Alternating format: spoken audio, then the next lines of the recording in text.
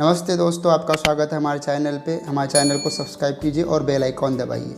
Examination हाल ही में ख़त्म हो चुके हैं, अभी रिज़ल्ट आना बाकी है। पर जब रिज़ल्ट आएगा तो हर किसी को सक्सेस मिलेगी और फेल्योर भी आएगा।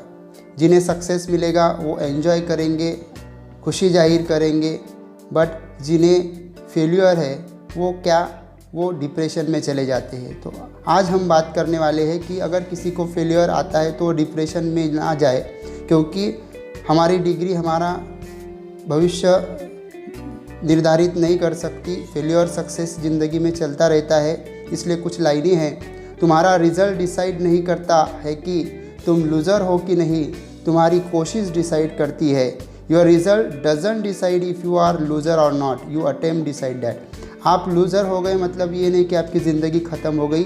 आप अटेम्प्ट करते रहो, सक्सेस आपको कभी ना कभी मिलेगा। हम हार जीत, सक्सेस, फेल्योर में इतना उलझ गए हैं कि ज़िंदगी जीना भूल गए हैं। ज़िंदगी में अगर कुछ सबसे ज़्यादा इम्पोर्टेंट है तो वो है खुद ज़िंदगी को हम भूल गए हैं। हमारी ज़िंदगी इतनी इम्पोर्टेंट है कि हम उसे जीना ही भूल गए हैं। इसलिए दोस्तों, ज़िंदगी को खुशी से जीना सीखो। फेल्योर आए भी तो अगली बार सक्सेस ज़रूर मिलेगी। फेल्योर में हमें डिप्रेशन में नहीं जाना है। We are so lost thinking about winning, losing the most important thing in life is life itself. मतलब कि ज़िंदगी ही खुद हमारे लिए सब कुछ है। ज़िंदगी के बिना हमारे में कुछ भी नहीं है। तो ज़िंदगी को जीना सीखिए, क्योंकि ज़िंदगी एक ही बार मिलती है। इसलिए ये हम डायलॉग सब गलत कर रहे हैं भाई। सक्सेस के बाद का प्लान सबके पास है, लेकिन अगर गलती से फेल हो गए तो फेलियर से कैसे डील करना है, कोई बात ही नहीं करना चाहता। बेटा, तुम्हारा रिजल्ट डिसाइड नहीं करता है तुम लूजर हो कि नहीं, तुम्हारी कोशिश डिसाइड करती है। पर कोशिश तो आपने बहुत करी ना बेटा। हाँ, सुना दोस्तों ये डायलॉग, बट हमारे एक्टर ने इस डायलॉग को अपनी खुद की ज़िंदगी में कभी नहीं आजमाया। शायद उनका दर्द बांटने के लिए उनके पास कोई नहीं था। उनको अपना दर्द बांटना था, बट सुनने वाला कोई नहीं था।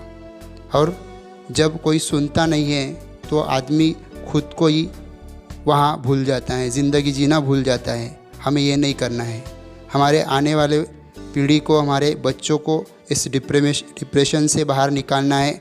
उनसे हमें बात करना है, उनसे हमें पूछना है वो क्या चाहते हैं, क्या बनना चाहते हैं। इस वीडियो को लास्ट तक देखिए। आज एक प्रॉमिस करो कि टेंशन कोई भी हो, सल्यूशन है, कहीं ना कहीं उसका सल्यूशन है। और वो सल्यूशन आत्महत्या बिल्कुल नहीं है, कभी नहीं है, किसी हालत में नहीं है। देखो, मैं कितना भी ज्ञान दे दूं, सोचना आपको खुद ही है कि आपकी जान आपकी सबसे कीमती चीज है।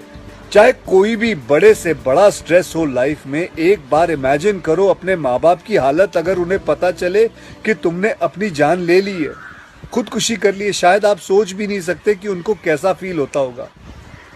जिस दिन एग्ज़ाम का रिज़ल्ट आया था और मेरे मार्क्स बिल्कुल अच्छे नहीं थे, आप लोगों से झूठ नहीं कहूँगा, मैं उस कक्षा में फ़ेल हो गया था। रिपोर्ट कार्ड लाते हुए मैं ये सोच रहा था कि आज घर में बड़ी कुटाई होने वाली है यार। उस दिन मेरे पिताजी ने मुझे सामने बिठाया और बड़ी शांति से कहा, देखो बेटा, तुम करना क्या चाहते हो, ये बताओ मुझे, बताओ करना क्या चाहते हो। मैंने कहा, पापा मैं स्पोर्ट्स में मन लगता है मेरा, मैं खेल कूद करना चाहता हूँ, खिलाड़ी बनना चाहता हूँ। उन्होंने कहा ठीक है, फिर उसमें ध्यान दो, हम सपोर्ट करेंगे, साथ में थोड़ी पढ़ाई भी करो। आप विश्वास नहीं करोगे, खेलते खेलते मैं मार्शल आर्ट करने लग गया, मैं मॉडलिंग में आ गया, एक्टिंग शुरू कर दी। उन्होंने हर चीज़ में मुझे सपोर्ट किया। अगर उस दिन मेरे पेरेंट्स ने ये ना समझाया होता कि मेरी स्ट्रेंथ किस चीज़ में है, तो आज मैं सोच भी नहीं सकता कि ये नेशनल अवार्ड कभी मेरे हाथ पे होता। ये अपने लाइफ की कहानी मैं आपको एक वजह से सुना रहा हूँ। कुछ दिन पहले अखबार में मैंने पढ़ा था कि एक आईआईटी के स्टूडेंट्स ने फांसी लगा के आत्महत्या कर ली, स्ट्रेस में था पढ़ाई के लिए। उससे कुछ दिन पहले मुंबई में एक मैनेजमेंट स्टूडेंट ने एक 5 स्टार होटल के रूम से छलांग लगाकर अपनी जान दे दी। एग्जाम में फेल हो गया था। मैं कहीं ये भी पढ़ रहा था कि करीब 8 लाख लोग हर साल वर्ल्ड में अपनी जान खुद ले लेते हैं और उसमें तकरीबन 1.5 लाख लोग सिर्फ हिंदुस्तान से होते हैं।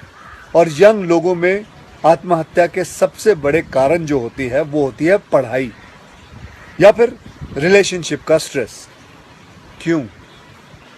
तुम्हारी जान एक एग्जाम के मार्कशीट से सस्ती हो गई है? नहीं। ऐसा क्या पढ़ाई कर रहे हो?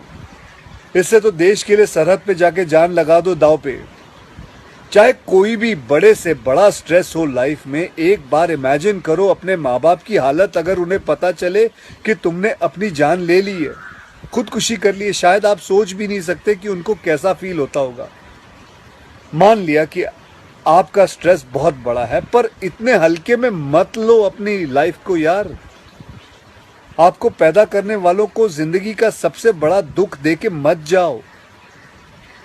और पेरेंट्स से भी यही कहूंगा, यही पूछना चाहूंगा कि कहाँ गए वो ज़माना, कहाँ गया वो ज़माना जब आप लोग अपने बच्चों के साथ डिनर टेबल पे बैठ के बातें किया करते थे, पूछा करते थे कि कैसा चल रहा है, आपके दोस्त कैसे हैं, पढ़ाई कैसी चल रही है। आज आपका बच्चा आपको अपना स्ट्रेस कैसे बताएगा जब आप भी अपने फ़ोन में आंखें गाड़ के बैठे हो और आपका बच्चा भी फेसबुक पे फ्रेंड्स ढूंढ रहा है।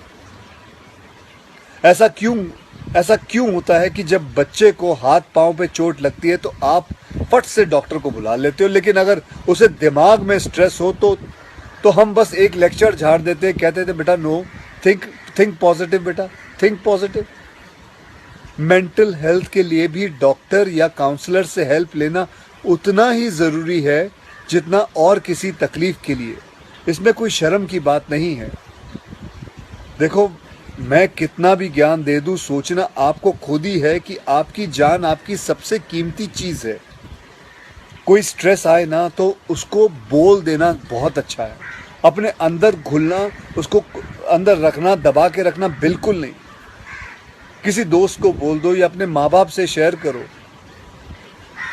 मेरे एक फ्रेंड ने उस दिन व्हाट्सएप पे एक बहुत काम की बात फॉरवर्ड की थी।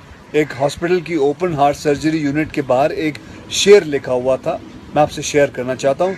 वहाँ लिखा हुआ था कि अगर दिल खोल लेते अपने यारों के साथ तो आज खोलना ना पड़ता औजारों के साथ। भैया मुझे एक प्रॉमिस करो कि आज एक प्रॉमिस करो कि टेंशन कोई भी हो, सल्यूशन है, कहीं ना कहीं उसका सल्यूशन है।